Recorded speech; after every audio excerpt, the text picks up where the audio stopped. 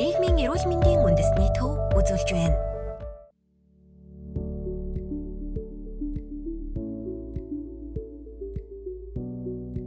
За сайн байцгаана уу, та бүхэнд энэ өдрийн мэдээг хүргэе.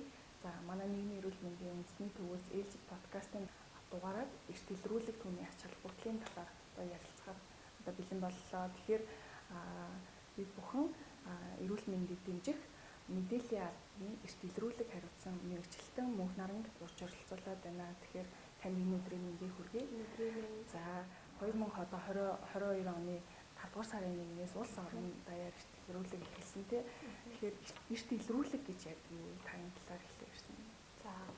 За эрт илрүүлэг гэж бол одоо эмгэг шинж тэмдэггүй өстойгоо эрүүл гэж боддог нийт хүн амдаа өвчин сэргийлэх эрт илрүүлэг үзлэг онцлогоо шинжилгээ хийгээд за эрсдэл хүчин зүйл болон өвчин эмгэгийг илрүүлэх арга хэмжээг бол эрт илрүүлэг гэж байгаа. За эрт илрүүлэг маань ямар ач холбогдолтой юм бэ гэхээр халдварт болон халдварт тус өвчнийг эрт үед нь илрүүлээд эмчлээд одоо өчирч болшгүй өвчлөл нас баралтыг эрт үед нь илрүүлснээрээ цаашлаад санхүүгийн амьрлаас хүртэл сэргийлэх өндөр ач холбогдолтой байгаа. За эрт илрүүлгийн арга хэмжээ маань бол 2022 оны 5 сарын 1-ээс эхлээд улс орон даяар хийгдэж байгаа. Эрүүл мэндийн сайдын А139 тушаал дээр үндэслэж хийгдэж байгаа. За өмнө нь 420 тушаалаар бол 18-аас дээш насныханд хийгдчихсэн. За энэ удаа болохоор бүх насныхандаа хийж байгаагаараа илүү давтлагтай ач холбогдолтой байгаа тийм. Тэгэхээр яг энэ эрт илрүүлэг одоо эхэлснээсээ хойш жил гаруй одоо жил орчим хугацаа боллоо тий. Тэгэхээр яг өнөөдрийн хамгийн сүүлийн үеийн байдлаар хамрагдалтын хувь ямар хөө байгаа вэ? Итгэх нь ямар байгаа юм бэ? За 2022 оны 5 сарын 1-ний өдрөөс одоо 23 оны 4 сарын 20-ны өдрийн байдлаар тоо мэдээлэл гарсан байгаа. За 20-ны өдрийн байдлаар 977,122 хүн бол хамрагдсан байна. Тэгэхээр нийт хамрагдвал цохих хөстэй хүн амаасаа 1 сая орчим хамрагдсан байна гэсэн үг. Насны хувьд л 60.6% 0-өөс 17 нас буюу хүүхдүүд, 39.4% нь 18-аас дээш насныхан хамрагдсан байгаа. Хамрагдалт бага байгаа яг энэ 18-аас 30 насныхан хамрагдалтыг нэмэгдүүлэхийн тулд одоо яах ёстой вэ? За мөн одоо эрт илрүүлэхийн бараг 50 орчим хувь нь хамрагдсан байна тий. Тэгэхээр зөнхөлж байгаа өвчлөлүүд нь яг ямар өвчлөлүүд зөнхөлж байгаа вэ? Таны талаар яг. За нийт хамрагдсан хүн амаасаа аль насных нь илүү хамрагдалт муу байна вэ гэхээр 18-аас 30 нас буйд одоо хөдөлмөрийн насны залуучуудын маань бол хамрагдалт муу байна. За эдгээр маань нийтдээ хамрагдвал зохих хүн амаасаа 13.6% л дөнгөж хамрагдсан байна. Тэгэхээр энэ хамрагдахгүй байгаа шалтгаанууд нь яг ямар шалтгааны улмаас хамрагдах бага байна вэ гэдгийг бид нэр судалж одоо гаргасан. За 18-аас 30 насны залуучууд маань нэгдүгээр эрүүл мэндийн даатгал төлөлт нь бол маш хангалтгүй байна. Шилжилт хөдөлгөөнтэй холбоотой суурин тухайн нэг газраас суурьшилтэй байдаггүйгаас холбоотой урилга авч чадахгүй байх, хаана нөгөө хамрагдах, хэрхэн хаана хамрагдахаа мэдгүй байх шалтгааны улмаас бол хамралт муу байна гэж харж байгаа. 18-аас 30 насны иргэдтэй зөвлөхөд эрт илрүүлэгтэй хэрхэн хамрагдах вэ, хэрхэн хаана хамрагдах вэ гэдэг талаар мэдээлэл өгье гэж бодож байна. За хамгийн нэгдүгээр эрүүл мэндийн даатгалаа төлсөн баг шаардлагатай. За эрүүл мэндийн даатгал төлөлтийн талаарх мэдээллийг одоо нийгмийн эрүүл мэндийн үндэсний төвийн пэйж хуудасаас авч болж байна. Эсвэл эрүүл мэндийн даатгалын ерхий газрын сайтан дээгүүр одоо хэрхэн даатгалаа төлөх үү, яаж төлөх үү гэдэг талаар мэдээлэл илүү дэлгэрэнгүй байж идэг. За манай талаас одоо зөвлөхөд бол 2019 оноос хойш эрүүл мэндийн даатгалаа тасралтгүй төлсөн баг шаардлагатай. За зарим тохиолдолд би эрүүл мэндийн даатгалаа төлсөн байхад төлөөгүй гэж харагдаад байна гэсэн асуудлууд маш их үүсэж байгаа. Эрүүл мэндийн даатгал төлөлтийнхөө байдлыг шалгах сайт байгаа. Тэр сайт руу ороод шалгаад аль сарын дутуу байна. Тэрийг шалгаж нэгтлээд баталгаажсны дараа эрт илрүүлэгтэй хамрагдах хэрэг үүсэж байгаа гэсэн үг. Тэгэхээр нэгдүгээр даатгалаа төлөх нь баталгаажлалтаа хийх нь. За дараагийн нэг алхам бол одоо эрт илрүүлгийн арга хэмжээг анхаас шатны эрүүл мэндийн байгууллагууд маань бол дотоодын зохион байгуулалтаа хийгээд одоо иргэнд маань урилгыг цаасан болон цахим урилгыг хөрвүүлж байгаа. Тэгэхээр нөгөө оршин суугаа харьяа өрхийн эмнэлэгтэй гэсэн үг. За харьяа анхаас шатны эрүүл мэндийн байгууллага гэхээр өрх сумын эрүүл мэндийн байгууллага хэлж байгаа шүү дээ. Харьяаллын дагуу өрх сумынхаа анхаас шатны эрүүл мэндийн байгууллага руугаа хандаад тэгэхээр би хизээ эрт илрүүлэгтэй хамрагдах вэ, хэрхэн хамрагдах вэ? Би одоо хувийн бэлтгэлээ хэрхэн хангах вэ гэдэг талаар мэдээлэл авч асуух хэрэгтэй.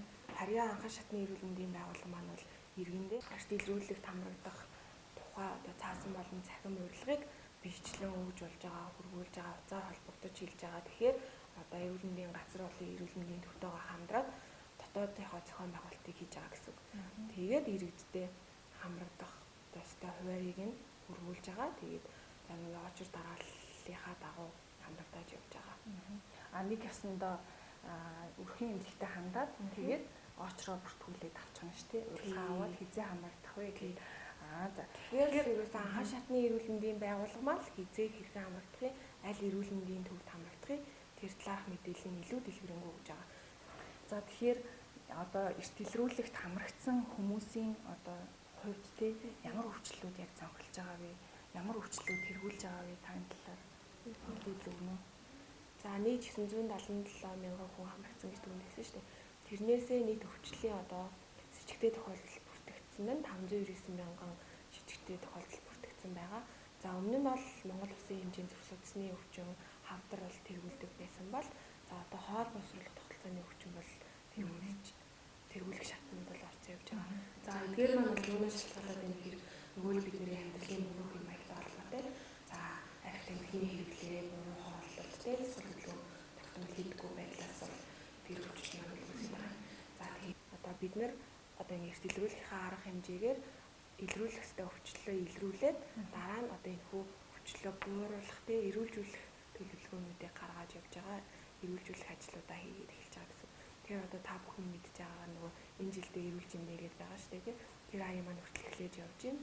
За дасгал хөдөлгөөн ямар чухал юм бэ те? Дасгал хөдөлгөөний ач холбогдлыг сурталчлаад за нийт иргэдтэй одоо хоол боловсруулах тогтолцооны эмгэг маань тархалттай холбоотой байна, буруу хоолтой холбоотой байна, амьдралын буруу хэм маягтай холбоотой байна гэд амьдралын зөв хөвшилт сургах, дадал сургах тийм ажлуудаа хийж явж байгаа. За 0-аас 17 насны өвчлөл дунд бол хүүхдийн шүдний өвчлөл бол маш их байгаа. Тэгэхээр энэ өвчлөлийг илрүүлээд шүү дээ. Тэгээд дараа нь эрүүлжүүлэх ажлуудаа төлөвлөж явж байгаа гэсэн үг. Эрт илрүүлэхт одоо хамрагдаагүй хүмүүс байгаа тийм хамрагдах байгаа. За тэр хүмүүстэй хандаж хэлэхэд хэрхэн одоо эрт илрүүлэхтэй хамрагдах вэ? Та энэ талаар зөвлөвөл. За эрүүл мэндийн сайдын А139 тушаалаараа үндэслээд одоо 6 вакцины дагуу эрт илрүүлэхт хамрагдаж байгаа. За насны хэвдэл 0-аас 17-наас 18-аас 30-наас за 31-ээс 45-наас 46-аас 60-наас 61-ээс дээш нас гэсэн 6 вакцины дагуу эрт илрүүлгийн арга хэмжээ явагдаж байгаа. За эрт илрүүлгийн арга хэмжээ маань одоо 21 аймаг гэсэн дүүргийн эрүүл мэндийг дэмжих төвдөө түшиглээд хийгдэж байгаа. За тэгээ мөн одоо хувийн хвшлийн байгууллагуудтай гэрээлээд нийтдээ 37 хувийн хвшлийн байгууллагуудтай бол хамтарч хийж байгаа. За эрт илрүүлэхтэй хамрагдах одоо иргэн маань одоо өөрхөө насны багцад насныхаа онцлогт тохирсон багцтай. За тэр багцынхаа дагуу одоо үзлэг шинжилгээндээ хамрагдаж байгаа. За эмчийн үзлэг, эрсдлийн үнэлгээ, лабораторийн болон багажийн шинжилгээ, за тэгээ эрүүл амьдралын хэм маягийн зөвлөгөө гэдэг одоо маш олон үйлдэлүүдийг бол хийж байгаа. Иргэн маань одоо эрт илрүүлэхийнхаа яг тэр насныхаа онцлогт тохирсон багцынхаа дагуу одоо биеэ бэлдэх хэрэгтэй. Гэхдээ одоо эхлэхэд одоо улаалын үнэтэй багцтай хүн бол одоо жишээ өмнөх өдрөөсөө эхлээд 24 цагийн өмнөөс эхэлж бэлдэх хэрэгтэй. Шаасан болсон хоол идэхгүй байх хэрэгтэй. Тамхи хэрэглээгүй, бүтэн нойртой болсон байх хэрэгтэй. За тэгээ өглөө босоод юм мэдээгүй өвлөн байх шаардлагатай байгаа. Ахмад настай хүмүүс маань одоо тогтсон цагт өглөө босоод эм уух шаардлагатай байдаг шүү дээ. Эмээ ууж байгаа тохиолдолд бол балга усаар маш бага усаар таруулж уух хэрэгтэй. Тэгэхээр одоо яагаад ингэж хэлээд байна гэхээр богччлаа, жим уучаар одоо гидсэнд хий хоригдлагдаад одоо хотод улаан хоолойн дурангийн маань одоо дүгнэлт маань буруу гарах. Одоо нэг онцлогоо хийх хэрэгтэй. Өмнөх өдрөөс нь хэдэн цагаас хойш юм мэдэж болохгүй юу? Ер нь бол 7-оос хойш хийж байгаа. 7 цагаас хойш юм мэдээгүй байх шаардлагатай. Тэгэхээр цаг цааваа зарцуулаад тий одоо ажилтай хүн болвол жишээ нь ажилласаа чөлөө аваад ирж иж тухайн өдрөө үзүүлж чадахгүй бол маш харамсалтай тий. За тэгэхээр одоо энэ анхаарах асуудал дээр одоо өөр ямар анхаарах асуудлууд байна вэ? Дурангаас өөр. Өдрөнд одоо цус илрүүлэх шинжилгээ байгаа. За тийм шийдсэн шинжилгээ байгаа. Иргэн маань одоо өглөө шийдсэн шинжилгээтэй байж чийсээ авч ирээгүй. Илгоочвол зогсчод өө яна би шийсгүй ирсэн шүү дээ. Чийсний саваач аваагүй тохиолдлууд маш их байгаа. Өтгөнд одоо цус илрүүлэх гэсэн шүү дээ. Тэгчээд өтгөнөө авчираагүй. За өтгөнөө авчрах саваа урдчилж аваагүй. Уг нь бол эрүүл мэндийн байгууллагаас нь хангалттай хийж зөвлөж байгаа. Тэгэхээр иргэд маань өөрсдөө бас хариуцлагатай хандах хэрэгтэй байгаа. Тэгэхээр одоо насныхаа онцлог тохирсон багцтай за миний насны багцанд ийм үзлэг шинжилгээ онцлогоо хийх юм байна. Урдчлаад одоо шийсний шинжилгээтэй бол шийсний саваа аваад шийсээ бэлдэж очих юм байна. За өтгөнд далд цус илрүүлэх шинжилгээний багцтай бол одоо өтгөнөө авах юм байна. Өтгөнөө авч очих одоо саваа урдчил би авах юм байна. За өтгөнөө авахын тулд ийм одоо шаардлагыг хангах юм байна. Яаж авах вэ? Даалгавар танилцуулга галын нээлттэй бол байж идэг. Миний одоо сая танаас асуугаагүй тий цаашид одоо анхаарах ямар асуудлууд байгаа вэ? Танд одоо нэмж хэлэхээр ямар зүйлсүүд байгаа вэ? Одоо олон нийтийн шүлжээгээр энэхүү эрт илрүүлгийн арга хэмжээ маань одоо энэ оны 5 сарын 1-ээс зогсно гэж одоо буруу ташаа мэдээллүүд бол маш их явж байгаа. Тэгээд буруу ташаа мэдээлэл тавцсныхаа улмаас одоо эмнэлгүүд маань маш их очир дараалал үсээд одоо 5 сарын 1-ээс эрт илрүүлгийн арга хэмжээ зогсох юм байна. Би эрт илрүүлэгтээ хамрагдмаар байна гэсэн асуудлууд маш их гарч байгаа. Бид нарт ч маш их мэдээлэл ирж байгаа. Тэгэхээр иргэд маань санаа зовлтгүй очир дараалал үүсгэлдэггүй. Хэдий одоо бүх хүнээ хамруулахыг зорж байгаа учраас бүх юм очир дараалалтай явдаг. Бүх хүнийг ингээл зэрэг очирлуулаад авах боломжгүй учраас урилга очтлоо хүлээгээд бүх хүнээ хамруулахыг зорж байгаа учраас танд урилга бол очино. Одоо урилгатай холбоотой хэрэг хизээ хамрагдахаа ингээд мэдхийг хүсвэл хэдэн сарын дараа хэд хоногийн дараа гэдгийг бол залгаар асууж иж болно. Хашны хэмжээний байгууллага одоо урилга очтлоо хүлээх нэ бидний зүгээс одоо дотоодынхоо зохион байгуулалт хийсэн байгаа өдрийн квот нь хэд байна? Хэрхэн хамруулахаа бүгдийг ингээ үе шаттай төлөвлөлтөө хийсэн байгаа учраас хүнийг зэрэг дөрөв хэлсэн шүү дээ.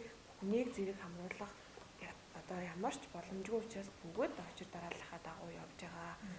За тэгээ энэ хүү эрт илрүүлгийн маань арга хэмжээнээс маш олон хавдрын шин тохиолдлууд бол илрүүлсэн. За нийтдээ одоо 4 сарын 20-ны өдрийн байдлаар 3200 хавдрын шин жижигтэй тохиолдол илрээд одоо цаашаа даргалгаа шатлалын эрүүл мэндийн одоо байгууллагууд маань уншийн тавтруулаад явж байгаа. Одоо чинь хавдрын тохиолдлыг ямар хавдрууд илүү давмгай илэрж ийн вэ гэхээр хотоодны хавдар, илгэний хавдар, хөхний хавдрууд бол бүтгэгдсэн байна. Жижигтэй тохиолдол бүтгэгдээд уншаа тавтруулаад явж байгаа гэсэн. Тэгэхээр хавдрын 3200 тохиолдол шинээр энэхүү арга хэмжээгээр илрүүлсэн байна гэхээр одоо маш үр дүнтэй тэгээ маш олон иргэдээс цаашаалтай эрэг сэтгэгдлүүд бол ирж байгаа. Тэгэхээр хүү эрт илрүүлгийнхаа арга хэмжээг зогсно гээд одоо уур бухимдал үүсгээд ачаал дараалал үүсгээд ингээд байх биш. Хүлээгээд заавгээд танаа ойлгомжтой тохиолдол өгвөл хашааныхаа эрүүл мэндийн байгууллагатай холбогдоод мэдээлэл зөвлөгөө аваад үзүүлэх хамрах тухай. За тэгээд бүх чиглэлийг хашааны эрүүл мэндийн байгууллагч та бүхэнд хийгээд өгнө гэсэн үг.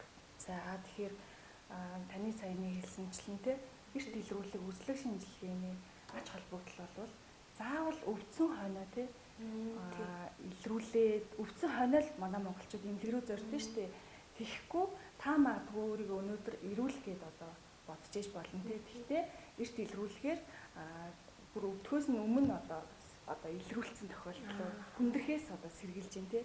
Тэгэхээр маш ач холбогдолтой одоо үндэсний хэмжээнд зохион байгуулж байгаа юм арга хэмжээ байх нэ. Тэгэхээр та бүхэндээ хандаж хэлэхэд эрт илрүүлэхдээ та харахад нь хамрагдаж амжаагүй байгаа бол за хариад өрхийн эрүүл мэндийн төвд хандаад эрт илрүүлэхдээ хамрагдаарай гэж хэлмээр байна. За өнөөдрийн подкастад одоо урилгаараа оролцсон танд баярлалаа. Нийгмийн эрүүл мэндийн үндэсний төв